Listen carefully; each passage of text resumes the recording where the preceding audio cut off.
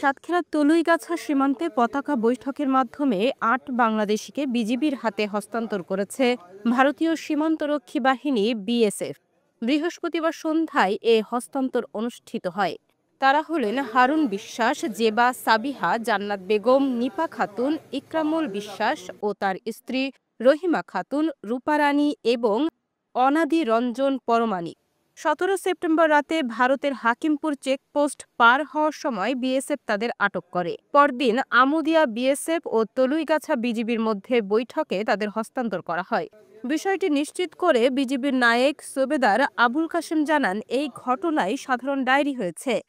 সাতক্ষীরা সদর থানার ওসি শামিনুল হক বলেন, যাচাই শেষে স্বজনদের কাছে তাদের হস্তান্তর করা হবে।